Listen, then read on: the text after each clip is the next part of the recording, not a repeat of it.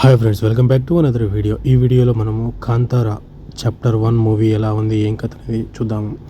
Movie story line వచ్చేసి ట్రైలర్లో మనం అనుకున్నట్టే హీరోయిన్ అంటే ఓన్లీ మూవీలో ఎక్స్పోజింగ్కి సాంగ్స్కి మాత్రమే వాడుకునేటప్పుడు రుక్మిణి దానిని క్యాన్సిల్ చేస్తూ మొత్తం ఆమె చేసిన మూవీస్ అన్ని మద్రాసి మూవీ కానీ ఆమె చేసిన ప్రతి ఒక్క మూవీలో స్పెషల్ క్యారెక్టర్గా నడుస్తుంది. ఇలాగే కాంతారాలో కూడా విజువల్స్ కానీ సౌండ్ ఎఫెక్ట్స్ కానీ మొత్తం అంతా సూపర్గా అంటే సూపర్గా ఉందని చెప్పాలి. ఒక రాజు పరిపాలిస్తున్న రాజ్యంలో దగ్గరగా ఉన్న అడవి ప్రాంతంలో కాంతారా అని పిలువబడతారు. బ్రహ్మరాక్షసుడు కాపాడుతూ ఉంటాడని, ఆయన పంజుర్లి దేవతకు రక్షకుడని గులిగిగా పిలువబడుతూ ఉంటాడు. అలాగే వీళ్ళిద్దరు దేవతల్ని కొలుస్తూ ఉన్న అటవీ ప్రాంతం వాళ్ళు చాలా ప్రశాంతంగా బ్రతుకుతూ వాళ్ళ అటవీ బ్రతుకు వాళ్ళు చేస్తున్న సమయంలో వాళ్ళను పరిపాలించడానికి, వాళ్ళను రూల్ చేయడానికి వెళ్ళిన రాజుకు ఆ పంజుర్లి దేవి నుంచి వచ్చిన శాపమో లేకంటే ఆమె చేసిన శిక్షను వీళ్ళ జాతిని అంటే అప్పటికి ఆ రాజుని మొత్తం అంతం చేసేసి చంపేస్తుంది ఆ గులిగా పంజుర్లి దేవి. వాళ్లకు కొడుకైన ఈ జయరామ్ క్యారెక్టర్ అడవిలోకి వెళ్ళి బతకూడుతూ అడవిలో వాళ్ళను వదిలేయండి అని చెప్తాడు. అప్పుడే అడవి జాతి వాళ్ళకు ఒక పిల్లవాడు దొరికి సాధారణంగా అతను పెరిగి పెద్దయ్యి ఆ గూడానికి ఒక సైనికుడుగా పెద్ద సైన్యాధికారిగా పెరుగుతాడు. దాని తర్వాత ఈ జయరామ్ రాజు పెరిగి పెద్దయ్యి దాని తర్వాత అడవి జోడికి వెళ్ళొద్దు, జాగ్రత్తగా ఉండండి అని చెప్తాడు. కానీ బయట ప్రజలు ఎలా ఉన్నారు, ఏం కథ అనేది కనుక్కున్న టైంలో వీళ్ళు కాబోయే యువరాజు వేటకు వెళ్ళినప్పుడు కాంతారా అడవిని మొత్తాన్ని చుట్టుముట్టి ఇది చేసినప్పుడు ఆ అడవిలో కొంతమందిని బాధ పెట్టాల్సిన భయపెట్టాలని చూసినప్పుడు వాళ్ళ సైన్యాధికారి అయిన ఈ రిషబ్ శెట్టి ఆయన వచ్చేసి వీళ్ళందరినీ భయపెట్టి వీళ్ళ ప్లేస్కి వచ్చి వీళ్ళ నాగరికతను తెలుసుకొని అటవీ ప్రాంతంలో ఉన్న వాళ్ళు ఏ విధంగా ఇంకా పెద్దగా మంచిగా బ్రతకొచ్చు అని చెప్పేసి మార్పు తేవాలి అని చెప్తాడు. అప్పుడే వాళ్ళకు దేవత రూపంలో వాళ్ళకు ఆ పంజుర్లి దేవిగా వాళ్ళకు కనపడుతుందంతా. వాళ్ళకు చెప్పింది ఏంటంటే మార్పు వస్తుంది కరెక్టే, దాంతోపాటు ప్రమాదం కూడా వస్తుందనే కానీ వినకుండా వీళ్ళు వెళ్తారు.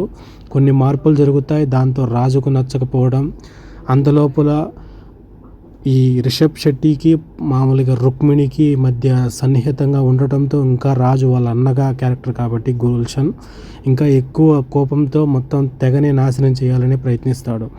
వాళ్ళు బతుకు తెరుకు మన రాజ్యానికి రాకూడదు అని చెప్పినప్పుడు ఇవన్నీ జరుగుతున్న క్రమంలోనే వెనక ఈ అడవిలో కాంతారా అనే బ్రహ్మరాక్షసుడు ఉన్న ఒక అడవిని చూపించినట్టే ఆ అడవిలోనే ఇంకొక తెగను చూపిస్తారు. ఆ తెగ వచ్చేసి దేవుణ్ణి శక్తిని వశం చేసుకొని మొత్తం ప్రపంచాన్ని ఏలాలి అనే థాట్ ఉంటుంది.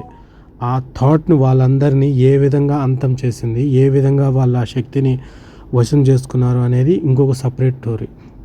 ఈ సినిమా స్టోరీ 2 గంటల 15 నిమిషాలు 2 గంటల 25 నిమిషాలకి అయిపోతుంది.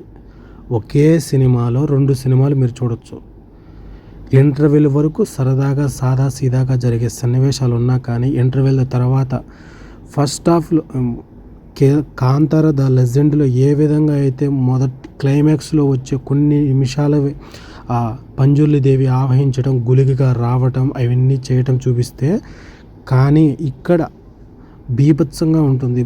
ఒకసారి కాదు 4 సార్లు, దగ్గరగా 6 సార్లు. ఇంకా క్లైమాక్స్లో అయితే మహాశివుడు వస్తాడు, మహాచండీ వస్తుంది, దాంతో బ్రహ్మ రాక్షసుడు వస్తాడు. వీళ్ళందరికీ తోడు ఈ ఆదిమ తెగ అని ఇంకొక దేవుణ్ణి వశం చేసుకోవాలని ఇంకొక తెగ ఉంటుందని చెప్పాను. వాళ్ళకు మూల సూత్రధారైంది ఎవరో, ఈ రుక్మిణిని ఎలా చనిపోతుందో, గుల్షను జయరాము క్యారెక్టర్ ఏ విధంగా చనిపోతారు, ఏమంటారు మర్మకళ, ఈ వశీకరణ ఇవన్నీ అంటారు కదా, ఇవన్నీ క్లైమాక్స్లో సూపర్తో చూపిస్తారు. అందరి నోటి నుంచి ఏదో అంటారు కదా, దేవుణ్ణి వశం చేసుకోవాలని చెప్పేసి వాళ్ళ ప్రాసెస్ ఏ విధంగా ఇత్తనమై మొలిచింది, చెట్టే పెద్ద వృక్షమై ఒక రాజ్యాన్ని నాశనం చేస్తారు మూవీలో క్లారిటీగా చూపించారు. రిషబ్ శెట్టి కొన్ని సీన్లలో నేలంగా అర్పులకు థియేటర్లో అయితే కేకల మీద కేకలే అనుకోవచ్చు, చెప్పచ్చు. మూవీ బాగుంది, బాగా చూడొచ్చు. ఒకే మూవీ మీద 2 మూవీలు చూసినట్టుగా అనిపిస్తుంది. దీనికి క్లైమాక్స్లో ఇది మూవీ స్టార్టింగ్లో మనకి ఎలా స్టార్ట్ అవుతుందంటే అసలు శివుడు వాళ్ళ నాన్న ఎలా మాయమయ్యాడు అనే కాడిని చూపిస్తారు. ఈ గుహ ఉంది కదా, ఈ గుహకు చోటునే వాళ్ళ నాన్న కూడా మాయమై ఉంటాడు. ఇది మనకు క్లైమాక్స్లో రివీల్ అవుతుంది. ఇక్కడే మీ నాన్న మాయమయ్యాడు, ఇక్కడే అని చెప్పే టైంలోనే మళ్ళీ అప్పుడు మనకు ఫ్లాష్ బ్యాక్లో ఆయన ఒక పెద్ద కథ, అది జరిగింది ఏంది అనేది ఈ అటవీరాజుల ప్రాంతం మొత్తం అనేది ఇది 1 సంవత్సరం అనేది ఫిక్స్ చేయలేదు.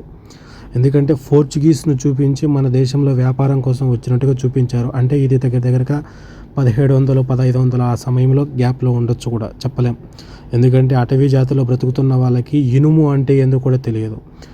ఆ లోయలోకి పడిపోయి ఆ శివలింగం దగ్గర ఆ మారిపోవడం ట్రాన్స్పరేషన్ కానీ ఈ రిషబ్ శెట్టిది, అలాగే బ్రహ్మరాక్షసుడు రావడం, ఆ క్లైమాక్స్లో మొత్తం ఒక యుద్ధం సీన్లన్నీ ఏమంటారు అటవీ తెగకు సంబంధించిన వాళ్ళు కొంతమంది, మళ్ళా గుహకు సంబంధించిన ఒక స్టోరీ చెప్తుంటే ఒక్క ముసిలతను నేను ఫస్ట్లో చూసినతనే మళ్ళీ సెకండ్ హాఫ్లో రావడం, క్లైమాక్స్లో రావడం చూసి షాక్ అయిపోయినా. ఆయనే మెయిన్ కథకు మూలం ఏంది అనేది చూపిస్తాడు. అసలు రిషబ్ శెట్టికి దారి అంటూ చూపించేది ఆయనే మూవీలో. క్లైమాక్స్లో మనకు కాంతారా ద లెజెండ్ పార్ట్ 2 అని కూడా చూపిస్తారు.